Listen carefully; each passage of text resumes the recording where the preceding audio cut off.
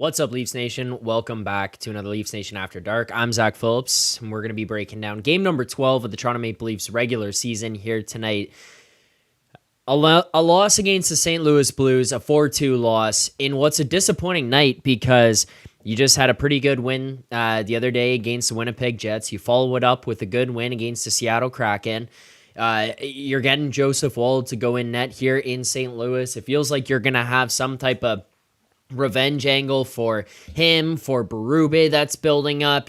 All this hype and anticipation around the way that the game's going to be played and how these guys might show up here tonight for the coach and try to make up for all the stuff that had just happened in previous game. And it's like the first period, you come out and you looked pretty good. You got off to a great start there.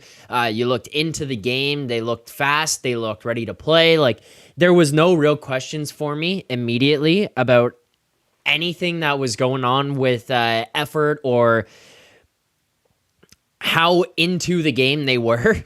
And all of a sudden you come out for the second period and gone. They had a terrible second period. You score the Marner goal early. Feels like, hey, you know what? We build off the first there. We jump out to a lead. We can keep this going, make things happen.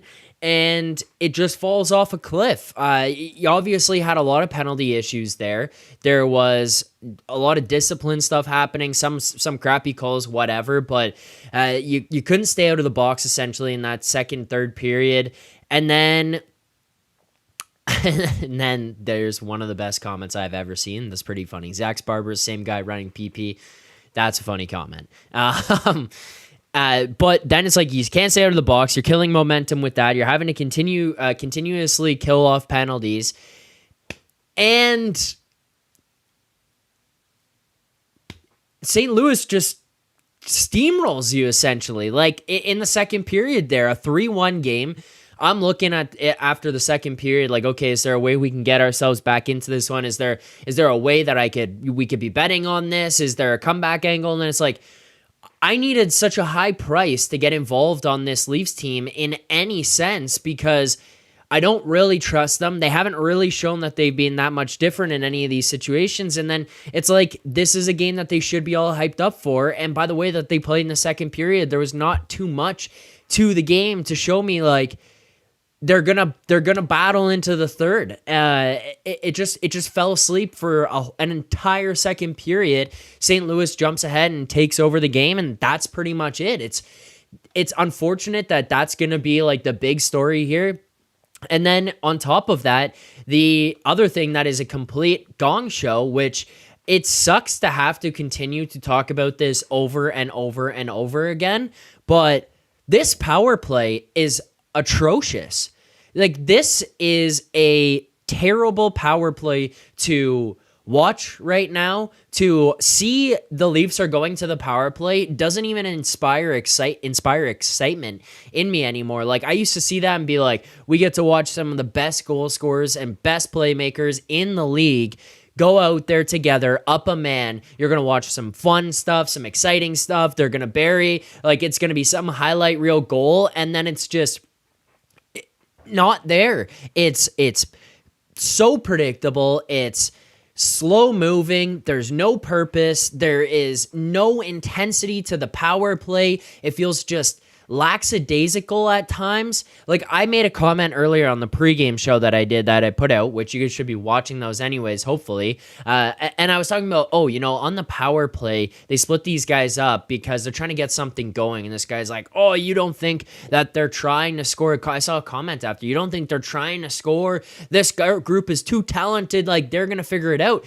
The thing for me right now is like, it fell off a cliff at the end of last season. It didn't work out in the playoffs at all. It was a terrible power play in the playoffs, the worst of every team in the playoffs last year. And then it carries over to this season. So what is it inspiring other people to believe that this power play will turn it around, other than the fact that these guys make a fuck ton of money and are supposed to be good on the power play? Just because right now they're not. 0 for 4 on the power play here tonight. 0 for 18 of your last 18. And additionally, like, I text to our Leaf Station group, I'm like, someone please like give me a stat. I need to know, like, I need to know that this wasn't as bad as I thought it was. 3 for 37 this season. 32nd ranked power play in the NHL. You have Austin Matthews, $13.5 million. Mitch, 10.93. John Tavares, 11.5. Willie, 11, whatever the hell that one is as well. And then you put them all out there together. Morgan Riley back there as well. And you combine all that money onto one unit with a man advantage for 2 minutes. I get going for extended periods of time where it's like, okay, this is in a slump. It's not working. It's not going to happen. This is not a slump. This is something we have watched going back to last year. There's a fundamental issue with the power play right now. Like, this is a 4-2 loss with an empty netter to the Blues, so fair, kudos to them for that. And they played a good game here for the most part, I thought. But, so I'm not trying to take anything away from them. I want to be clear on that. But you are down 3-2. You had 4 fucking power plays, and you could not bury one. You could not snap this embarrassing streak of 0 for 18. Like, I genuinely, and we're going to go throughout the rest of the show here. You guys will continue to understand my thoughts on how the game played out, what really some of the issues were here tonight, that kind of stuff. Like, I will break more of it down, and I know I've come on hot here to start the show, so apologies if that's turning people off right away. I mean, we will dial back down as we go through, but 5-on-5, fine. Like, yeah, there's some lackadaisical moments, I thought, but like 5-on-5, I did not think it was that bad. There's a Jordan Kyrou goal that hits off of Jake McCabe's skate. That's kind of unlucky. I mean, looking at the other goals scored here tonight, it's like Marner scores the first one, then you go to, in the second period, it's just a scrambly shift, trapped in your zone, don't get out to the point, beautiful shot, and it's in. Okay. Clean that one up. That's one goal, though. Whatever.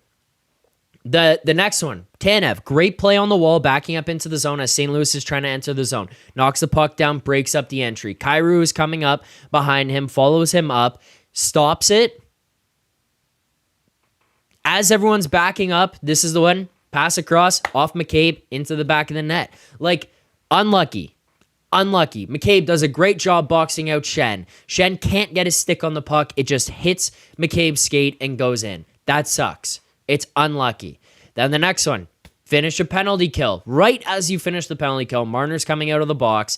It is St. Louis crosses into the zone. You get a little too deep into the zone coming back in. Just coming back with one less guy on the ice. Puck goes from one side of the ice over to the other side, which looked like a slow motion pass, in all honesty, to Parayko, who's backing up and one times the puck. Just a bomb of a shot, posting in past wall. Those are the 3 St. Louis goals. Like, I'm not going to sit here and harp on this team for 5-on-5 here tonight. There's a couple moments here and there. Not the greatest second period where you kind of just let them roll over you a little bit. But outside of that, like, you score one power play goal, and this is a different game. 0 for 4, 3 for 37 is atrocious. Like, I'm not talking about, oh, that's tough. I'm talking about embarrassing stats going up on the sheet right now, following a game in which you could have very much been in this one and could have taken over if you could score with $40 million on the ice together. That is embarrassing. February 2024 is when this power play started to go off a cliff and just never came back. I mean, this is just, that's why I have so much concern with them and why my level of frustration is boiling to this point. This is not 12 games, guys. It would suck if this was 12 games and, oh yeah, like it will get going. And like this is not 12 games. This is back to last season. And then the other thing, you cannot say, like, if they don't have the benefit of having the excuse of, oh, it's okay because that was different group. Those were different guys on the ice. No, it wasn't. It was Nylander, Marner, Matthews, Tavares, and Morgan Rielly. It was them last year. It was them in the playoffs. And it was them we just kept saying, go back to them, go back to them, go back to them. It'll come, it'll come, it'll come. They'll score at some point here. It'll happen. Don't worry. When? How many more power plays do I have to sit on my couch, watch the ref's arm go up, and go, fuck no? Decline it. Decline the power play. Let's play 5-on-5. Or let's just go 4-on-4 because, we have a better chance there. But do not give the power play. I cannot watch this neutral zone slingshot pass with the slowest motion of all time entering the zone. 4 guys standing still at the blue line. 1 guy trying to beat a wall of 8 players because at that point it feels like he's essentially attacking against his own team defending him. They're all just standing there. No one's in motion. No one wants to dump it in and go into the zone with motion. So then you struggle to get in the zone. Now you get in and everyone just stands still. We were told that Marc Savard coming here was all these fun, creative plays, and the players loved it, and they were buying into what he was selling on these creative plays and motions and all this stuff. Where are they right now? We are watching the same stuff, for the most part, that we've seen for the last few years. It's to the point of just being get them off. Play the second unit. Fully, just for 2 minutes, because I don't want to watch that anymore. The second unit at least has some chances. The power play cannot continue this anymore. This is no longer a streak of bad luck, and it will come, and things will be okay. This is not this. This is change the fucking power play. Put guys on different units, split up 16 and 34. They do not have to be out there together anymore. And try one of those magical plays that Savard's got written up in his pocket somewhere. Because you score a power play goal in this game, it's different. And this is another thing. How often have you come to this post-game stream? I have said it, or if I didn't say it, you guys in the chat said it. You yourselves are sitting on your couches seeing the same stuff I'm seeing and saying the same thing. If we scored a power play goal, we could have won this game. You go from 6-5-1 on the season, you could easily be 7-4-1, 8-3-1 here to start. Yep, that math works. 8-3-1 to start this season. If you're getting some power play contribution, you lost the first game to the Habs 1-0. First time in years you don't score a goal in a game. 1 power play goal, different looks. Are we going to have to get to the end of this season? I watched Steve Coolius' appearance on Leafs Morning Take the other day, and it's we always see it with the San Jose's, the Arizonas, et cetera, Anaheims, losing those games, and it's ooh, we could have had those points, and that puts us not in second or not in third in the division. You get a better matchup, you get home ice, whatever. And then you look back and say, there, and there, we could have had points that have done this. Normally, it's because the team is just out to lunch in those games, and they say, we're the Toronto Maple Leafs, we're better than you, we're going to win this game. Coolius was spot on with that. But right now, the issue is not being asleep in these games. It's having the worst power play in the history of power plays. 32nd in the league. Can't have that when you have $40 million of guys out there. That cannot be the case. It's pathetic. I know I came on strong here to start the show. Apologies for that, but also, no. I do apologize, but also it needs to be fixed, and it's I'm not even that upset with the rest of the performance here tonight. The power play was utterly atrocious. It is sickening to watch. I hate seeing the ref put his hands up knowing we're going to the power play, because it's like a wasted 2 minutes. And in fact, a lot of times it feels like the other team gains momentum, and I just am losing my mind. In a game that I thought otherwise you played okay, you piss away 4 power play opportunities and you lose. Like,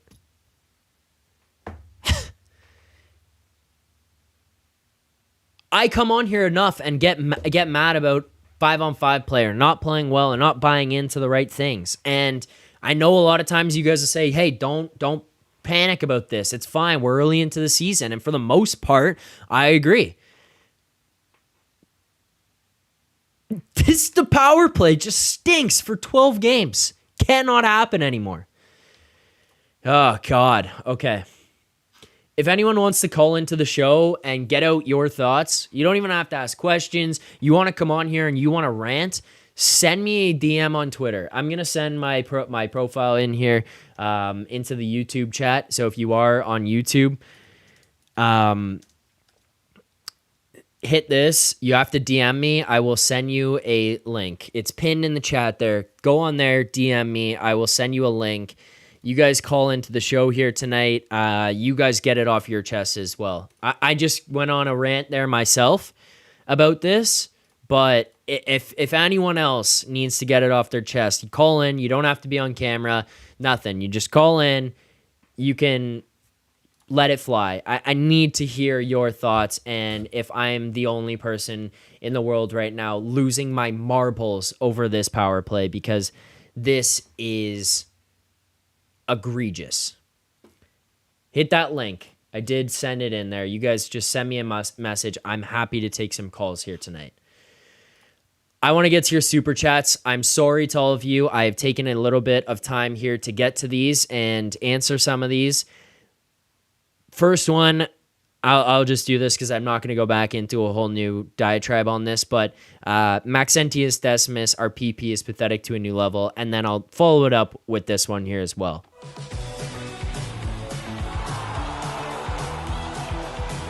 All right, Jeff McKay.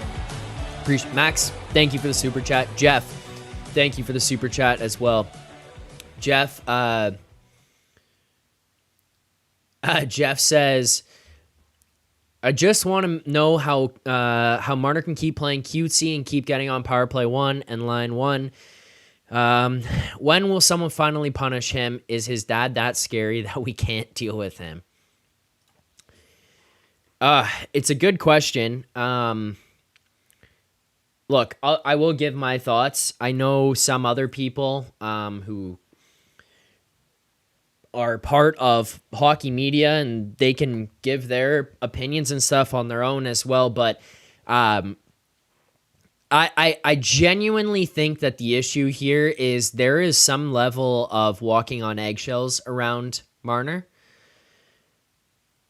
because historically we have seen this tiptoeing around calling his play in certain occasions. And I want to be clear. This is obviously a Marner question. I'm not trying to call him out for tonight's performance. I think that actually he was one of the best players on the ice at 5-on-5. He makes some really soft plays that piss me off a lot, but I think that he was pretty good at 5-on-5 here tonight. And I mean, additionally, the power play, not great, but big picture and what Jeff is asking here as well, and my thoughts on it is, like, I feel like there is a level of concern about how you go about approaching him and how he reacts to these things when it happens, because you hear time and time again. I actually, weird example, I just listened to an interview with Paolo Banchero, who plays for the Orlando Magic. He was saying, like, he played at Duke. He was talking about Coach K, who, if people aren't familiar with college basketball and that kind of stuff, Coach K is one of, if not the greatest college basketball coaches of all time. And Banchero, who is in the NBA now and is a really good NBA player, was saying that when he was at Duke, Coach K knew how to push guys' buttons, and he knew how to get the most out of individual players. And he was kind of talking about the fact that, like, a guy like him needed to be, sometimes if he started slacking off, he needed to be ripped. Like, it was just, it's not like he wanted that, but that was the thing that gets him going and wakes him up and says, oh, I can't do this anymore.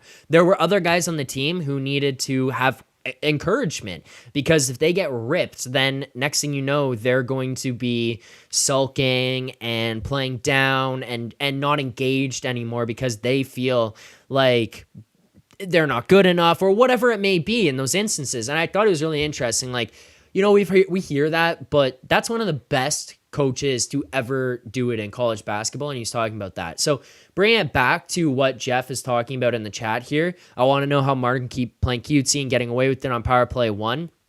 5-on-5, I don't think he played that bad tonight. The power play was driving me up the walls because, like, even at the end when they're pulling the goalie, you're on 6-on-5, and Matthews and Marner are just playing hot potato with the puck between the top of the circle and the bottom of the circle. It's like, holy fuck, how many passes can we get in Guinness World Record in 10 seconds here? Like, it's just pass. Someone shoot the thing. And then they're doing these fancy plays and trying to make soft passes and feather things into people and, like, getting things picked off and blocked. And you need to bear down sometimes, or just make, like, the simple hockey play. Not everything needs to be on the highlight reel when you wake up in the morning. Sometimes the puck can just go in the back of the net. And I think that there is just a level of treating Mitch with kid gloves, because he cannot react to a lot of these things, like, responsibly. I feel like he sits there and goes, I can't yell at Mitch because Mitch is going to go into a shell. We can't sit Mitch because Mitch is going to do the pouty face and go to the media and say something dumb. Like, think about even before this game. I kind of get what he was saying about the Nyes Matthews thing and his whole outlook on why he's like, feels like Nyes is fitting well into the team, but he just says things the wrong way every single time. Those are very concerning factors, and if they're just going to continue with treating him with kid gloves, it's not going to go well. Like, you're a grown man. Figure that out. You need to figure that out. I can't understand that. I think he needs to come off BP1 as well. I agree, Jeff. Let's get to the next super chat that we've got here. Do want to answer everything for you guys, so let's get to the next one.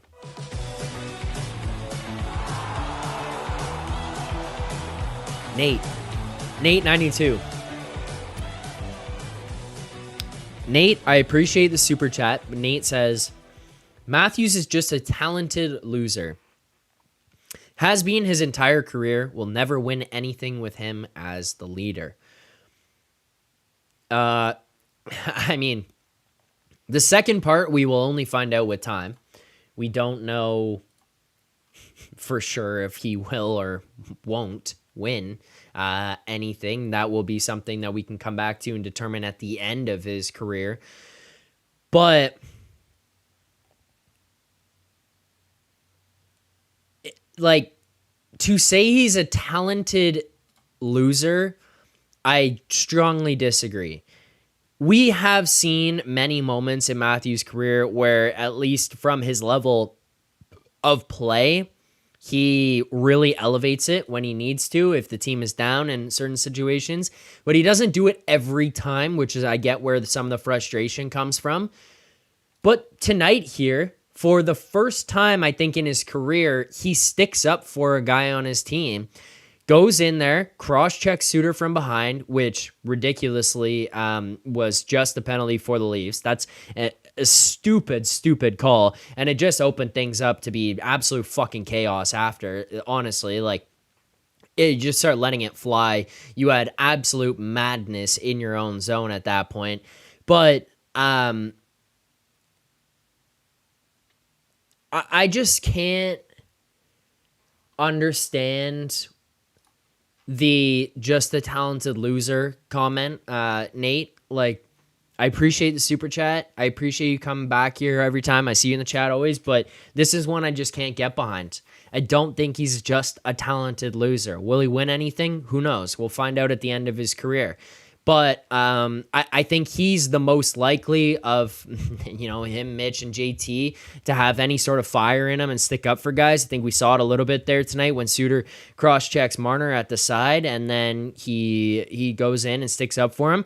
I love that. I didn't care that we were the only one that Matthews got a penalty for that. That's the first time. And then all of a sudden the team's unhinged. The next shift, you're out there on the penalty kill. Every single guy is finishing a check. You've got people running around like bowling balls, smoking guys. It turns into a Pontus Holmberg fight, if you want to call it. I saw a Nick tweet about it. It's pretty funny. He's like, that was the quickest like dive down ever. Yeah, he did kind of just drop quickly and then did get pumped a little bit. But yeah, I mean, it's to see that from him was shocking, honestly. And but I just cannot get behind the talented loser comment. I'm sorry, Nate. Thank you for the super chat, though. I asked you guys to call into the show. I wanted to hear from you. I told you, I gave you the link. If you wanted to call in, you send me a message. You want to you want to get in here, I would need to at least try to vet a little bit. So you send me a message, click the link, come on in. You want to call? We have our first caller here of the night. I gave you a rant about the power play. I look forward to hearing from him and his thoughts on what the hell is going on with this team. Maybe he disagrees here with me, but welcome to the show for the first time. I'm going to say probably wrong, so I apologize if I do, but Vepsis. Is that how I say it? That is actually correct. You got it right. It's a if it's easier for you, my first name is. I messed something up here. You're in the audio's working. I need to change something. Hold on, and then we're good. All right, there you go. Try again. Is that how did I say it right, Vepsis?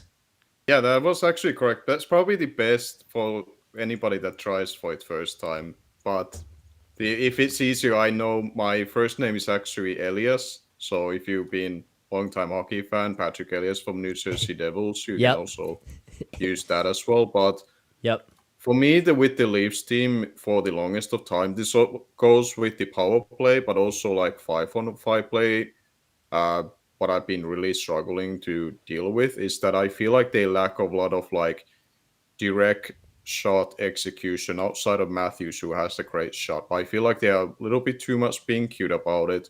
I feel like they are lacking a little bit of like front end presence. This goes back to when we were playing even Tampa Bay in first rounds versus Vasilevsky, where I feel like we are not creating enough chaos in front of the net to make it difficult for goalie to see the shots coming through and where they're going with it. And in this power play particularly, I would love to see some changes regards to the fact that I would love to see Nylander in the first power play on the left side of the dot, similar to what we have seen Stamkos and Ovechkin to do. I wouldn't expect him to be able to like replicate their success, but give that kind of like a right shot look for them. Then at the point, I probably would go with Ekman Larsson. I feel like having the shot at the point would be still very useful to have, and having a threat. We have seen like I love Riley as a defenseman on the team, and I would never agree to get rid of him.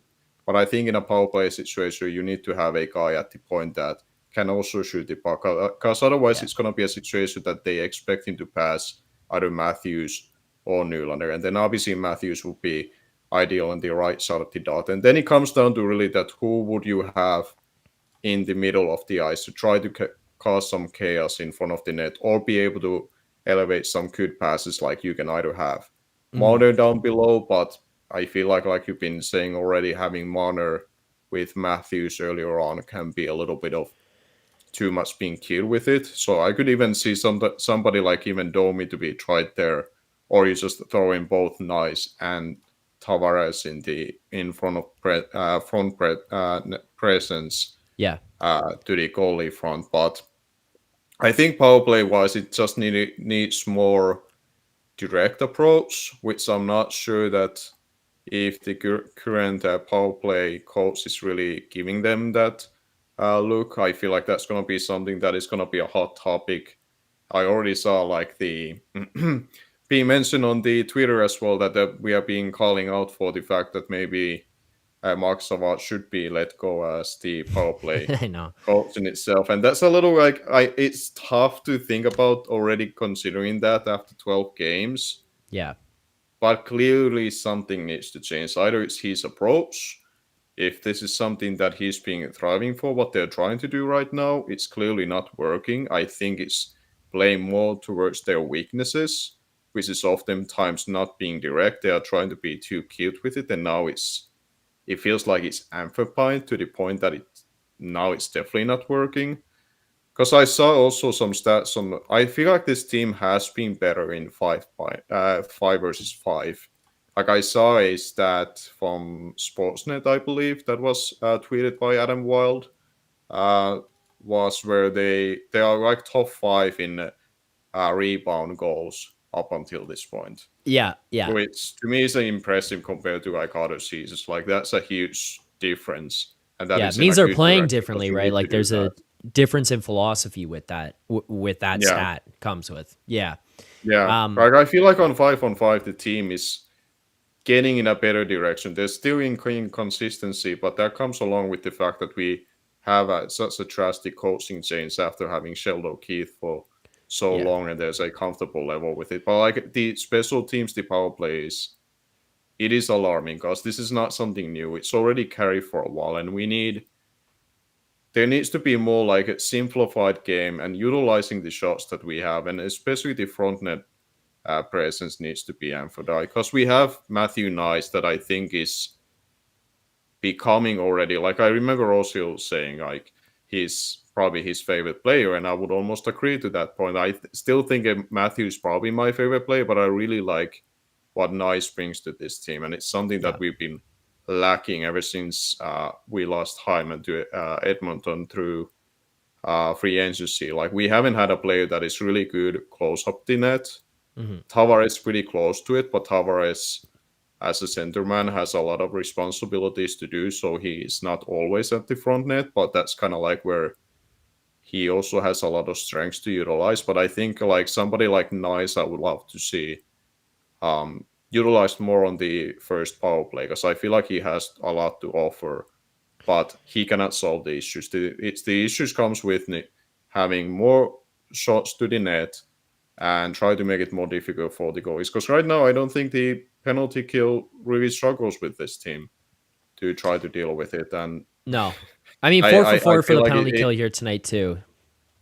yeah, like it feels pretty much to the point that we are almost in a disadvantage when the power play comes up. I And it know. should not be the case when we have so much talent, we have so much like investment financially from the cap space that we have to these players. And I would still like to think that um, the part of the problem isn't somebody like Matthews. I don't think Nylander is part of the problem. Marner is somebody that I been kind of 50-50 on as a player, that how much I love having him here because I feel like the hometown pressure that comes along with it, alongside the fact that maybe there's also ego that may come across, a little bit, like how he takes the criticism. Like Yeah, all it's of not these very are well. like a fair things to point out that may be an issue for Manu, and it's gonna be a case that if Manu walks as a free agent by the end of the season, which is a growing possibility as long as the season goes along, and the longer we are waiting for potentially a contract to be done, there's a solid chance that it may not even happen anymore. Yeah. Um, it could be a case that Marner becomes one of the best Leafs players that has left the team and goes have great success in elsewhere. But it just feels like a scenario that is tough to see him and the team having success together as we would like to see. Because I agree. personally, I would love to see him winning here, but Yeah. I'm not sure with him and the mix that we have right now, it's going to work. Like it hasn't worked for almost 9 years already, I know. So at what and point do you kind of just say, "Hey, this isn't worked. We got to move on." It's the run it back conversation we have all the time. yeah. Like, okay, yeah, this group is really talented. You believe they can win. Well, 9 years in, you haven't. And what happens if you get through 10, 11, 12 years of these guys, it doesn't work, and then they move on, you get nothing for it. It's like there's that Hmm. risk reward in all of it. So I agree there. Again, talking with Vepsis here, DM'd and was in the chat, so appreciate you calling in. But Vepsis, there's a couple things pointed out in the chat. One thing you brought up, which Hmm. very quickly here, just like a couple minutes ago, was tweeted out from David Alter. Craig Berube on What's Wrong with the Power Play, that is hitting at 8.8% through 11 games. Yeah. This was today, so I guess that's would be updated now too, or I guess Hmm. after that. But for me, it's execution, to be honest with you. But the other thing is there's not a directness to it. We're not getting pucks to the net enough. We're on the power Hmm. play. We need to shoot pucks more. We need to get pucks to the net and create opportunities around the net on broken plays, but we're not. There's not a shot mentality on the power play right now. In your opinion, you hear something like that. There's not a shot mentality. We're not getting pucks to the net. We're not direct. Like, those are all things that we as fans have been saying now for 12 games to start this season. In your opinion, I mean, we saw this with these guys prior to, but it was brought up on Twitter. It was brought up by you. You know, is Savard on the hot seat? Nick tweeted out. At what point here is this is a Savard and a fundamental issue versus this is the guys on the power play not doing what you need to be doing to make the power play lethal and dangerous and scoring goals. I think there is unfortunately combination of two. I don't think there is one way you can fix that. Like I feel like there has to be a very very direct approach from the power play coach to say that this is how I want this to be done, and it needs to be way more faster movement with the puck and way more shots to the net. Like the mentality has to be like really clear message to the group that this is what I want us to do. Yeah. Go and do it, and this is how we're gonna practice and do it. I'm not obviously because especially because I live in Finland, there is no shop for me to see leaves up close and see ever have a chance to see them in practice. So this is just me taking a educated guess what I see from the games.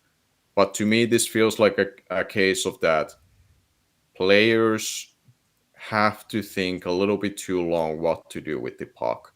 Sometimes they are relied on a little bit too much to their talents to take over and make the decision themselves. And I feel like right now they are a little bit, not necessarily clueless, but they don't really have a clear system that they're trying to play towards. So I feel like they are kind of like giving a very vague idea that how they want to run their power play, and they're just waiting for somebody make the decision of shooting the puck. And to me, in a way, that also falls into the players because the players do have to get rid of their bad habits that they have grown. Again, considering the fact that we have Matthews and we have Nylander that don't have a trouble of shooting most of the time, I don't Yeah. think they have the bad habit of like looking for the cube plays too often. But then we have some players that have that bad habit, even though they are great players, like Riley and Marner, for example. We love what they do at the 5-on-5 and all the situations they play in, but we don't love the fact that they don't provide shot presence, that they're sometimes looking at too kid of a place. And these are bad habits that have carried throughout their careers underneath multiple coaches. So this is something that I feel like they have to find a way that either a different special teams coach over Sawad will come over and can change this mindset from these players that are having these issues of like making the quick call and this directive approach to the power play. Yeah. or it has to come from within the group, and somebody like Marner or whoever comes off the first power play, and they are trying to look something different. Like we already saw a change of like Passy ready to be on the power play over Nylander, which is a big deal. Yeah. But I do love to see like a little bit different approach, more than just that. And I honestly would think that Nylander wasn't even the problem on the power play. I think No. Nylander's issues come from the defensive side of the game, but I don't think the power play is something that he should be taken away from, because I think he's part of the solution, not part of the problem, Agreed. because of the shot that he has. And Yep. therefore, providing Leafs a little bit something different other than Matthews on a power play that can score those goals. And we have seen, like, even versus Winnipeg, who are one of the best teams earlier on, we saw close hand like how direct, quick, and efficient their power play is. Even though runs through a red hot player who is I think he's pending UFA in Connor, but he Yes, he knows is. what he's supposed to be doing on that power play. He is shooting the puck whenever he has a chance to, and the entire power play runs basically through him. But they also have other candidates like Scheifele's are having a good start for the season. He's a right shot who can score as well. Yeah. And I feel like even in the past, like some of the best power plays, even like looking at Capitals on their heydays, like over 10 years, everybody knew what they were going to do, passing the Ovechkin, but they had other tools as well. I remember back in the day when I started really watching hockey, they used to have a defenseman called Mike Green who scored like 30 goals from the point in 1 year. Mm. So, like, the best power plays obviously have that one guy that they are trying to play it for, but they also have a secondary weapon that also is going to shooting the puck and scoring the goals and providing always like a secondary guess for the teams, like what side of the power play they have to cover. Yeah. And right now with the No. Leafs, it's like very predictable what they are doing, and even if it's not directly try to run through Matthews, they get to the point that they are looking for the cube plays. They are taking too long with the puck, and eventually they get to the point that once the opponent does get the puck, they are easily being cleared out, and they are losing I like agree. 30 seconds on power play just to get it back in. So Yeah, like, I agree. I agree. I mean, it's too much. It's too slow. It's too predictable at this point. It's got to change. It's got to be like, I mean, this just cannot continue. 12 games here now of watching mhm. this. It's gotta be fixed. Vepsis, I appreciate you calling in. Welcome back anytime. Thank you very much Of for course. hopping on here and breaking this down. Look forward to seeing you in the chat there as well throughout the rest of the show. Mhm. But I appreciate it. Thanks for calling in here for the first time. No, thank you being open about it, and it was really enjoyable to have a chance to talk like this, and Yeah. hopefully we get more people here to talk about from their perspective as well. Yeah, hopefully, if anybody else wants to call in, hit that link, call in here. Vepsis, thank you very much for calling in here tonight. I Mhm. appreciate it. No problem. There you go. Vepsis calling in, helping break down tonight's game. Yeah, I mean, a lot of what he said, I think, is kind of stuff we've talked about here in the chat in previous games so far this season. Not only previous games, but I mean, at this point, like we're talking about at points to last year. Like we're talking about this team not getting things done last year, and now we're still here having the same conversation about this group just not being able to get it done on the power play and being able to differentiate themselves. I think there needs to be a split up of Matthews and Marner. I think that's kind of where it goes. And I mean, we saw the super chat here from Max Entius Decimus to open it up. He said our power play is pathetic to a new level. Yeah, I mean, it's you're the worst power play in the NHL, and it's probably the most expensive power play in the NHL. That is pathetic, and this is not 1, 2, 3 games. This is 12 to this point.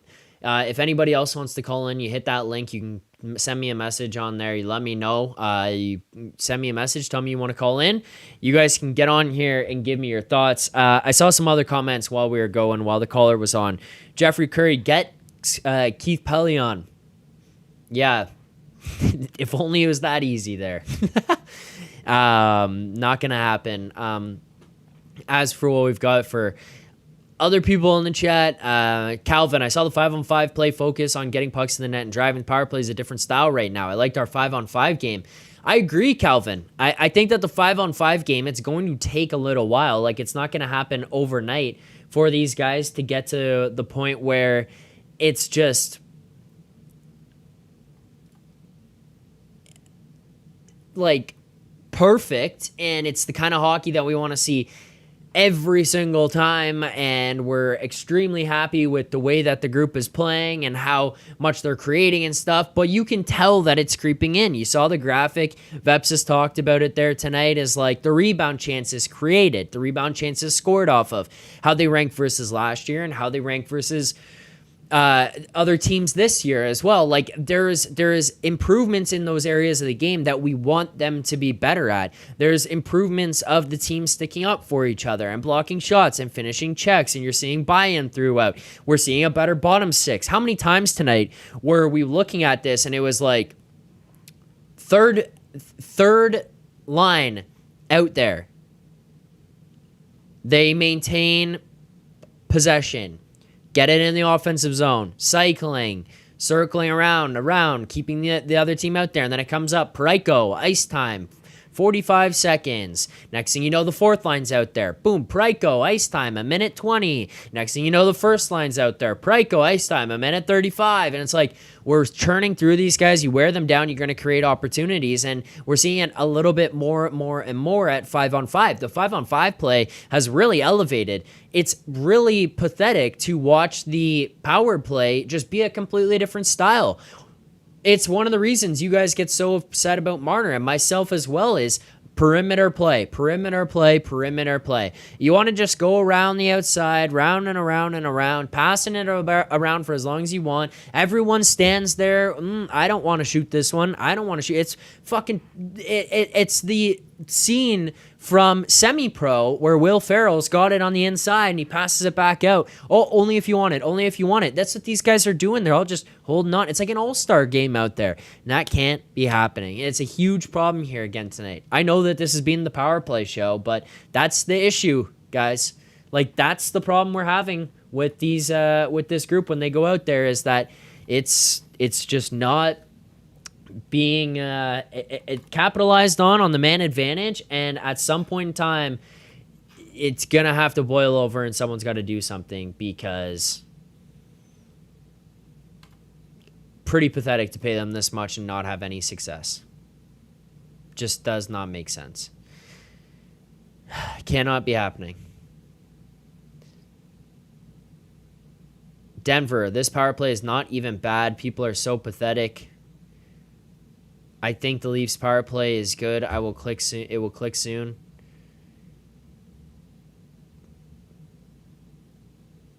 And then also, as I'm reading the comments, Zach doesn't even read comments. Look at the comments. I'm reading them. I don't understand what you see with the power play. And the 3 for 37, that is so impressive to you. You got to be trolling at that point. It's perimeter play. Not getting things through to the front of the net. And as Berube said there, like, also, that's the thing. You're coming here to tell us that the power play looks good, and the coach of the team is telling us that it's not good enough. Kudos to Berube as well for having the balls to say that. Because came out and outright was like, yeah, we're not doing this, and this. They're not good. Not good enough. They're getting shots. No. Not good enough, Denver. They're getting shots. No. 32nd in the league. That's good power play. Come on. Appreciate you commenting, but come on. Dead last on the power play in the NHL. Most expensive power play in the league. Don't really think you could say it's good power play. Nope. We hit 50 likes here on the stream. Appreciate you all for liking, sticking with us through the entire thing. If you haven't already, oh man, those are strong. Hit the like button. Subscribe here to the channel, Leafs Nation 401, Leafs Morning Take, if you want to listen to the boys wherever you find your podcast, the Leafs Nation After Dark. I take a look every time. More and more of you guys are either finding it on there, telling other people, or deciding to subscribe and listen yourself. Look, I'm going to say this as well. If you want to only do the YouTube, you want to watch it post game, you want to go back and watch it after the fact, you don't want to get involved with the podcasting aspect of it, even if you don't want to do that, wherever you find your podcasts, go subscribe and turn on notifications and rate the podcast. Rate the podcast. It would be much appreciated. Much appreciated. Thank you. Make sure to check that out. Leafs Nation After Dark. Before I do the smelling salts, Denver, we are not dead last. Denver, sorry to burst your bubble, brother. It's a quick Google search and you will find, according to ESPN, TSN, Sportsnet, the NHL.com, which I don't know if that's reliable or not. Yeah, they're dead last. Dead last, actually. Dead last. You guys can disagree on opinions on things. You can't disagree fact, Denver. Dead last, brother. 50 likes, thank you. We'll get to 100, I'll do it again. But 50 smelling salts. Oh. Oh. Oh my God. My eyes. Okay, let's get to an impromptu segment for tonight's show that I've just thought about, and I feel like it would be a good way to break this one down with just some rapid fire stuff about what factually happened in the game and whether or not I think that was a realistic outlook on the game and how those things were impacted, and if there's more we should be looking into with it or less we should be looking into it. And I'm thinking we just do a box score rundown. What happened? What were the stats? And are those realistic or unrealistic outlooks on the way that this game was played? So let's do it for the first time ever. We're going to call this one the box score breakdown powered by Square. I think it's simple as that. Let's do it. The box score breakdown powered by Square. If you run a restaurant, you're too busy for this ad. You're thinking about how to get more orders flowing and new locations opening. You need to get more customers and keep them coming back. So really, you're already thinking about Square because Square Restaurant Tech helps more than 400,000 restaurants do all those things and more. So when you're thinking about your restaurant, think bigger and think Square. Go to square.ca and see why Square is big in restaurants. Head on over to Square. Click the link in the description there. Easy as that as well. Let's do the box score breakdown here. So, I guess I can even do this and pull it up on the screen. I think that this would... maybe not. We'll not pull that up on the screen for the time being. Box score breakdown for what we've got for tonight. Starting with goaltending. Joseph Woll faces 23 shots, has an .870 save percentage, makes 20 saves on 23 shots. Is this indicative of how he played? An .870 save percentage. I would say no. The one goal that goes in is the one that goes off the skate. That's just bad luck. Hits McCabe's skate. He's got a good box out there. Tanev even made a pretty good play to disrupt the zone entry on the wall, knocks the puck down, breaks up the first guy coming into the zone, drops back to Kyrou, who's following it up, and he gets it, passes it across. That's just unlucky. That's unlucky. There's one of the 3 goals scored not on an empty net against this Leafs team tonight. One of the 3 goals scored against Woll, that is. The other one that I think is not that concerning is the shot from the point. That one was just a bad... That was just a bad play by the team.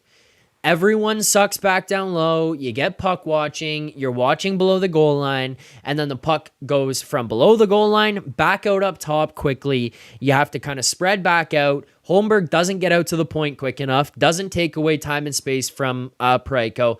And on top of that, He never gets in the lane. The only thing he gets in the way of is Joseph Wall's eyes. And Parayko puts that one past and buries it right by Joseph Wall. And it's like, it's a dagger against this Leafs team. It is something that, like,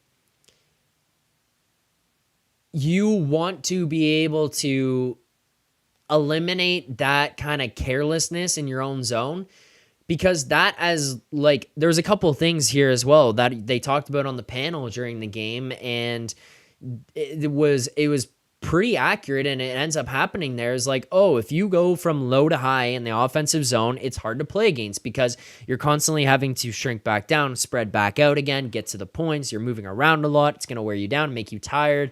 And then if you're the defensive team, you can't get puck watching. You have to be aware of where other guys are. If they can get back out and take away those lanes, take away the time and space of the defense out there, Holmberg and the forwards shrink back down. It's something we've seen in years past where the defensive zone collapses in a little bit on itself. Not intentionally either. It's an accidental collapse because things start to get a little bit loose.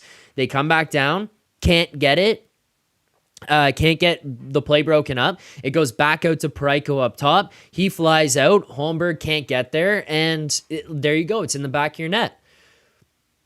Don't think Wall ever really saw it cleanly. It beats him, and it's just a unfortunate goal. I don't think is really like, hey, what the hell was Joseph Wall doing? But still, back of your net. The other one that he probably would like back, I would like it back as well. They tried to talk about it on the broadcast. Oh, it was Tanev crossing in front. Yeah, that didn't help, but Parayko beats Joseph Wall with that one-timer off the post and in. It just kind of looked like it beat him clean, and I don't think that he's going to love that one. I think that one probably is one he would like back, but 870 save percentage would imply, hey, this is a crappy game. I don't think it was a crappy game from Joseph Wall. It wasn't the best game, but I don't think it was a crappy game. So let's not put that on him. Like, I don't think that that's fair. I don't think it's a fair thing to say about his game tonight. Power play, do you really got to talk about that? 0 for 4. Penalty kill, 4 for 4. Pretty good night for them. You got in some tough situations. You know, there was a Pacioretty penalty in the third period I didn't think was really worthwhile, and he ends up, or they end up killing that off. The Matthews penalty obviously ends up evening out shortly after, but they killed that off. Like, there was a couple good penalty kills that needed to happen in some important times, and they do. They killed them off. Those are really important to your momentum and the flow of the game. Some good ones for this team. Comatose. It was a 95-mile-per-hour slapper that he didn't see until it was halfway to him, Zach. LOL.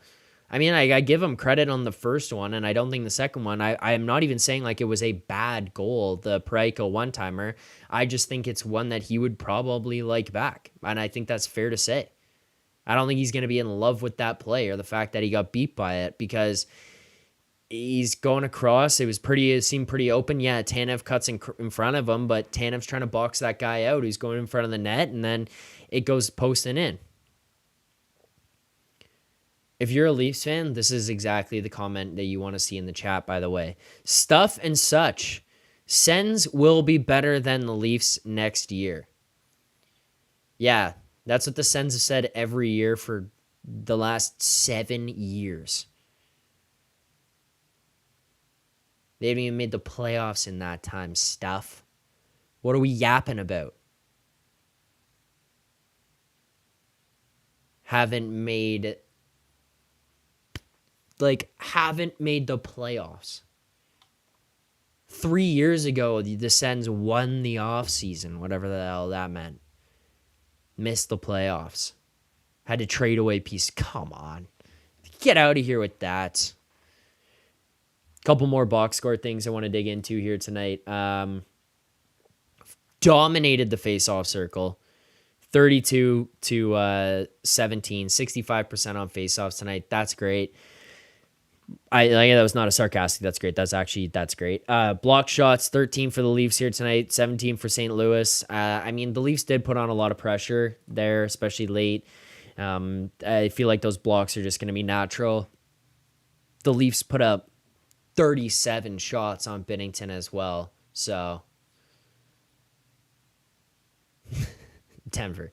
Zach bashing the Leafs team. No wonder players leave. Yeah, they're leaving because of me, Denver. Also, most of these guys stayed. Nylander, Marner, Tavares came here. Riley re-signed. Chris Tanev came here. Tavares came here. What are we? McCabe re-signed. What are we yapping about? Come on. Get out of my ear. 37 shots against for Bennington. 37 shots on net for the Leafs. I mean, what else can you... Yeah, they fear me. Ryan O'Reilly left, yeah. Not because of what the room is because of me. I mean, I would love to say I have that much influence. All right, there you go. That's going to be our box score breakdown, I guess we'll call it. First ever. The box score breakdown. Powered by Square. Simple as that. All right. What else do we got here tonight? I mean, it's kind of pretty funny. Diz K, how dare Zach criticize professional athletes making millions? He's gonna hurt their feelings. Yeah, sure. David, this is a good one. It's an interesting comment here. David Riggs, Zach, most of the shots on Binnington were right in his stomach. I do think that there has been an element to that. How many of these shots are actually dangerous? Because we've looked a couple of times and being like, wow, we got so many shots, and people come on and say, that's a funny comment, 6. It's fair enough. I tried. I got to try something with these segments, trying to get creative for you guys, for me. But we've come on here and we've talked about, okay, is this actually a dangerous power play? Like, is this a dangerous shot? Is this a dangerous 6-on-5 and opportunities created? Oh, they got 4 shots on the power play, or they got 4 shots in that 40-second span. Were they good shots? DizK says the shot count is a lie. Yeah, those are the ones that are kind of interesting, where it's like, how much of this is actually dangerous? If we look at the expected goals here tonight, you guys wanted to do this. You wanted to look at the deserve to win a meter. Well, deserve to win a meter tonight was in favor of the Maple Leafs. 76% deserve to win a meter. Expected goals, 3.33 for the Maple Leafs team, 2.5 for the Blues. John Tavares tonight, 1 expected goal, a full expected goal. Marner 0.68, Nylander 0.52, Austin Matthews not even on there.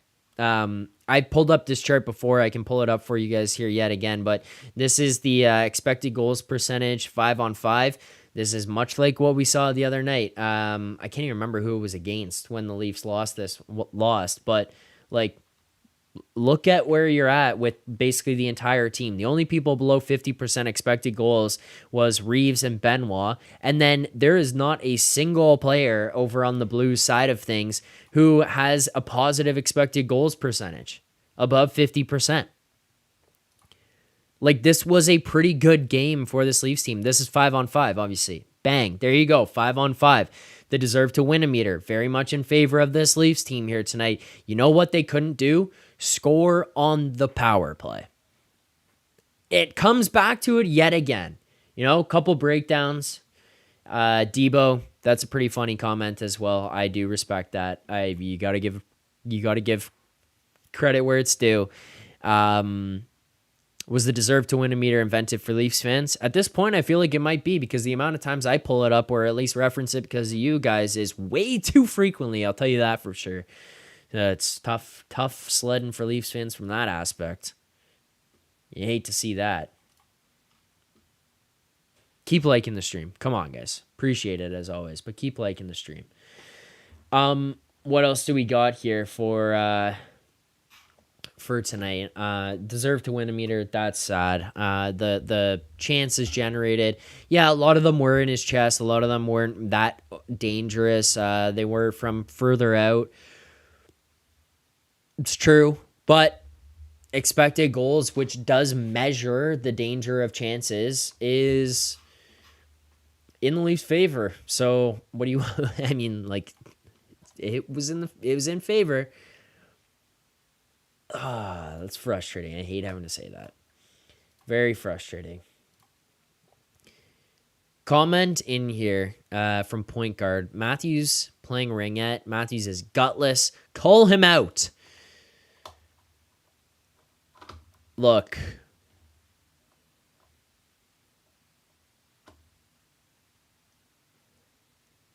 I saw the comment earlier from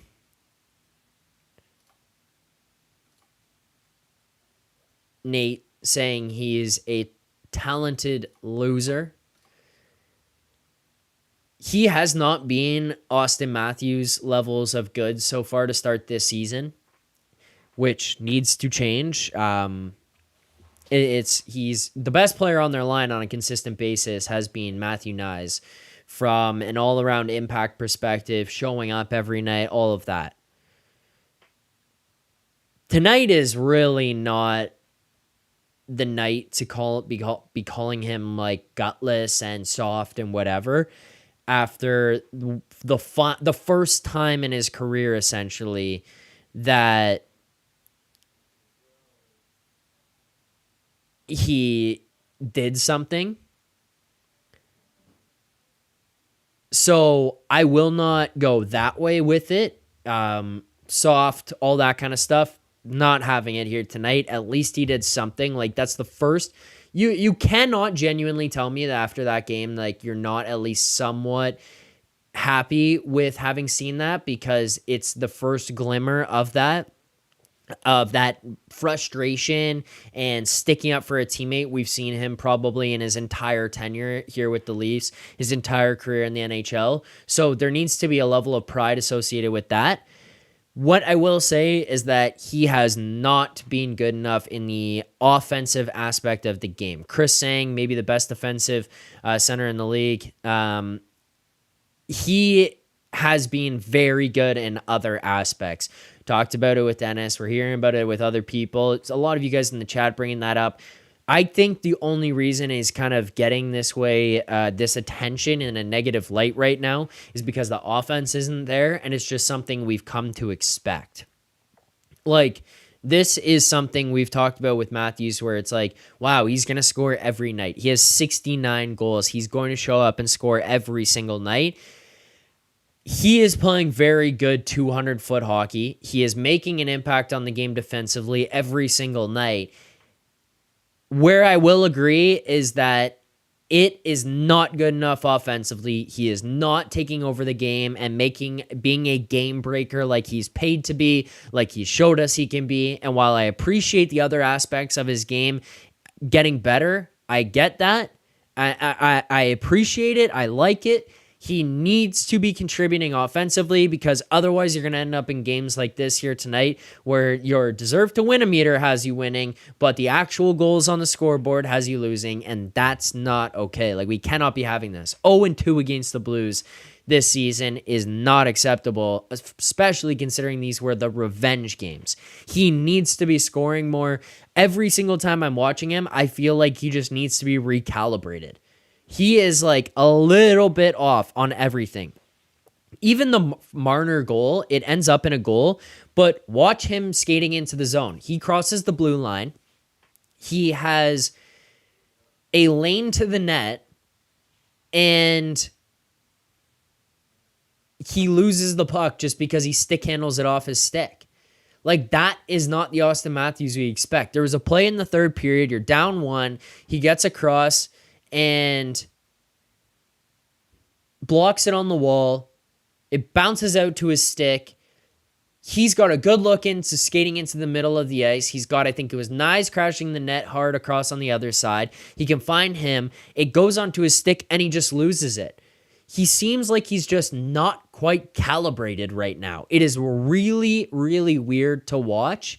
It's really strange to see him struggle this way through an extended period of time. I'm not going to give him the excuse of being injured because we've not heard anything. He looked really good in the preseason. It's just a little bit off. And the comment there from point guard, Matthews playing defensive hockey is a bullshit excuse.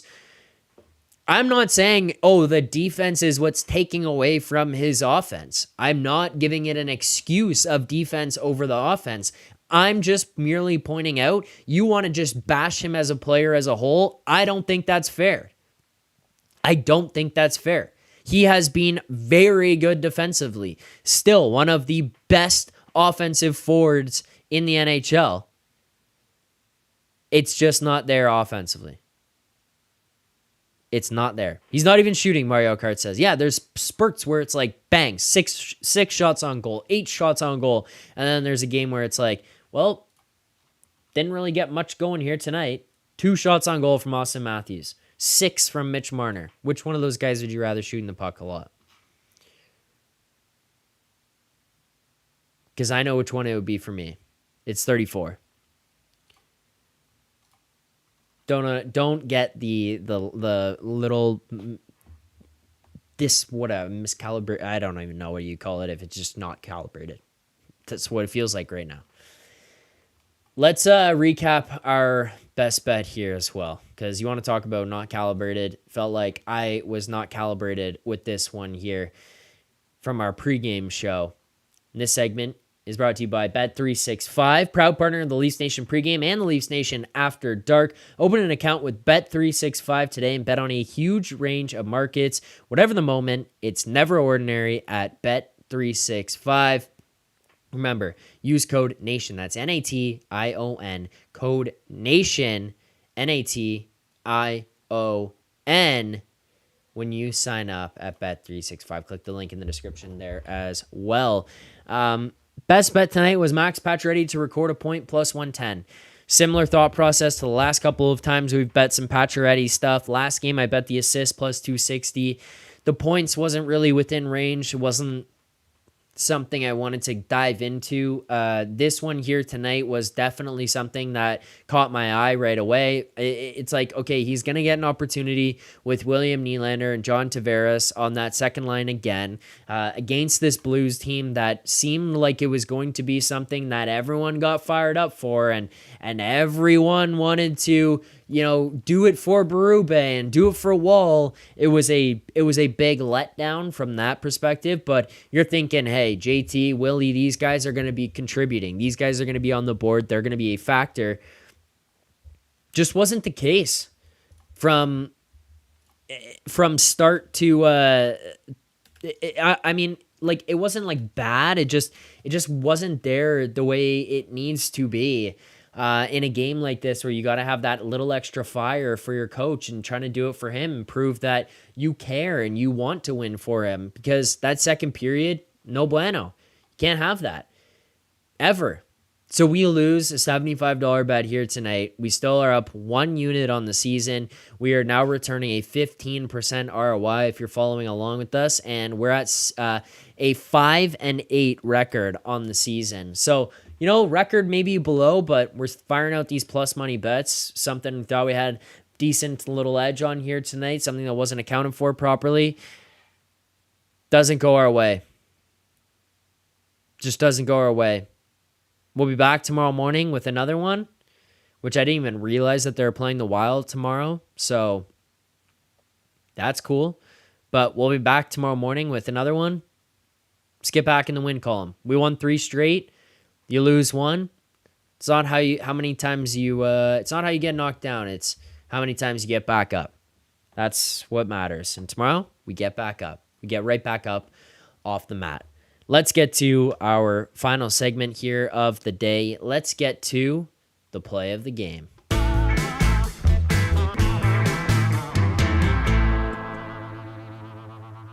All right, play of the game for me is going to be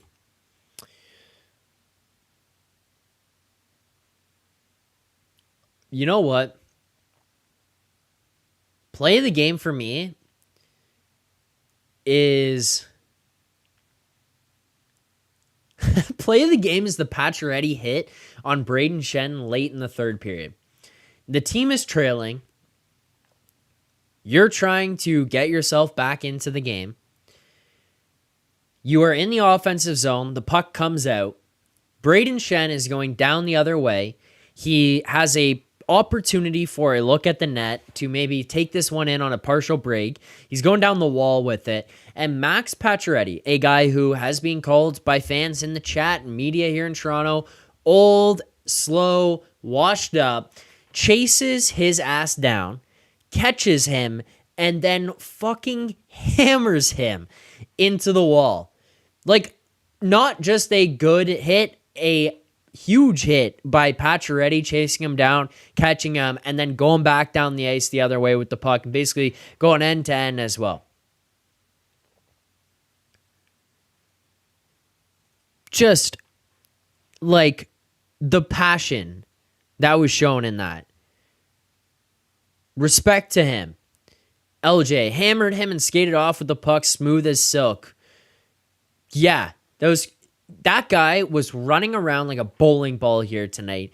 He was making some things happen for his line. He was creating some opportunities. He looked good yet again. I am every day becoming more and more of a Pacioretty fan, and that play there tonight did it for me. So that's why that's going to be my play of the game. Let's get to our final segment.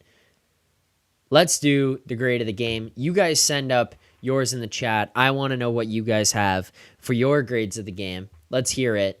My grade of the game is going to be a C.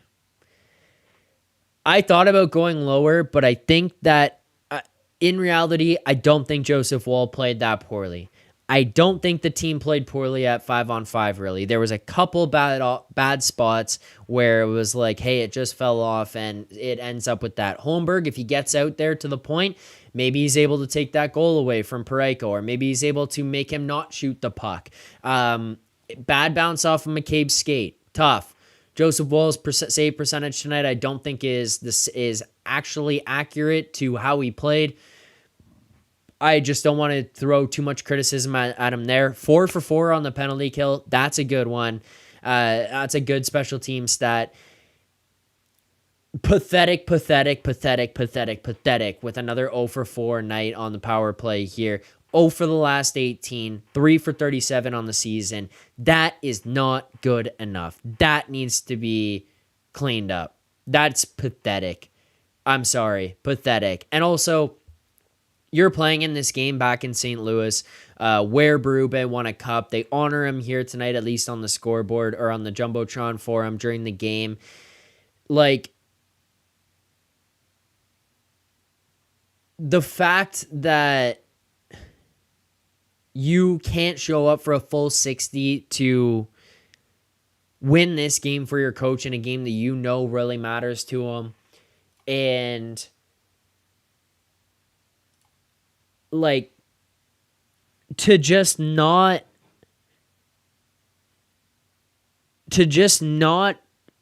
be intense for 60 minutes of play. How?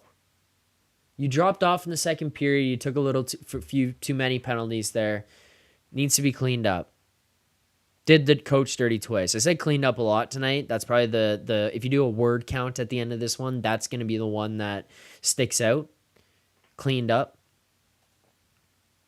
That's kind of how the overall summary of this game, though, I feel like. Cleaned up. It needs to be cleaned up. You clean some stuff up, you win this game no problem. I don't think you played that poorly. Clean some stuff up. It's frustrating. Power play is going to make me lose my mind. Like, I'm starting to feel like Howie from Benchwarmers, afraid of the sun, but it's not the sun, it's the power play. You guys are going to find me hiding in my closet every time the Leafs get a man advantage. I'm going to have to get my roommate to come open the door. Is it over? Can I look? Because, oh my God. The power play is killing me.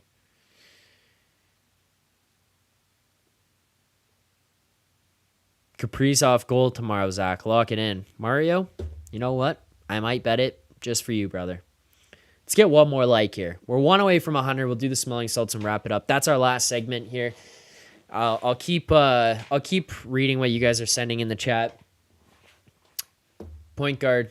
I mean, I'll always take the compliments. Thank you. He says, you're a phenomenal post game. Thank you. I try. Appreciate it. Read your questions, your comments, whatever you guys have to say. I appreciate your opinions, differing opinions, same opinions. Doesn't matter. I appreciate them all. I'm always happy to confront people or debate people on stuff. Tammy, 100th like. You guys are the best. If it's not for you guys in the chat, I want to say this as well. First of all, if it's not for you guys in the chat, I'm not sitting here in this chair doing this on this show, on this channel. You guys gave me an incredible opportunity because of the support you gave and continuing to come back and subscribe and like and comment in the chat and call into the show. I was doing this on my own channel to like nobody when I started, built it up, started on the next channel that I built up myself yet again, Ground Zero, and then I get this opportunity. And it's because of you guys in the chat. This is a unique show. Pretty much no one else does this out there on the internet like this. There's a lot of really good content. There's a lot of great people doing post-game stuff. Not everybody is doing it with the chat the way we are here. So thank you guys. You like the stream. Subscribe. I really appreciate that. Thank you. Thanks for giving me this opportunity. Now, Zach, you're thanking the supporters. Don't forget to shout out the haters. True. Jeffrey Curry, shout out to you. You show up every time anyways. Thank you. Francesco, grade F. Fair. All right. Zach, Dennis DeYoung from Styx, 70s era. I don't know if these are compliments or bad things. Thank you, everyone. Salt. Oh. Oh. Oh. Oh, that one burned. Can you see my eyes? Oh my God. Oh. There you go. Thanks, everyone. Super Sim, Zach, you got to bring Goody on one of these days. It's good. Maybe actually we will try to get Goody on for one. Bring it back. The old crew back together. Goody is... I'm here on stream yelling and screaming about power plays, and Goody is got his own house, fiance. He's a father. Very, very different. I'm doing smelling salts and screaming about power plays. Very different lives going on right now for Goody. Congratulations to him. Love that guy. Thank you, everyone in the chat. That'll do it for me here tonight. I'm crying because the Leafs lost. Confirmed. Yeah, that is pretty much what's going on. Oh my God, my eyes are watering. Thanks to everyone who tuned in. Hit the like button. Subscribe here to the channel. I appreciate you guys so much. We will be back tomorrow. We will have a pregame show or a game preview in the morning that'll come out, or kind of earlier in the day, I think, for tomorrow, because it's a 6 p.m. game. And then I'll be back on tomorrow night following the game against the Minnesota Wilds. Let me actually just double check so that I don't sound like a complete and utter idiot. But yes, tomorrow against the Wilds, confirmed. Thanks, everyone, for watching here. This has been game number 12 of the Toronto Maple Leafs regular season, dropping this one 4-2 to the St. Louis Blues, moving to 6-5-1 on the season. Sad. It's sad. But we move forward. Still above 500. Still some positives. And we keep it going. We'll be back tomorrow morning for a game preview. Back tomorrow night for another post-game show. Thanks so much to everyone who tuned in. And as always, keep believing. For more content just like this, including game previews, post-game live shows, Leafs Morning Take, Monday through Friday with Nick Alberga and Jay Rosehill with special guests, as well as instant reaction videos. Make sure to be subscribed here to the Leafs Nation YouTube channel. Turn on notifications so you don't miss anything, and drop a like.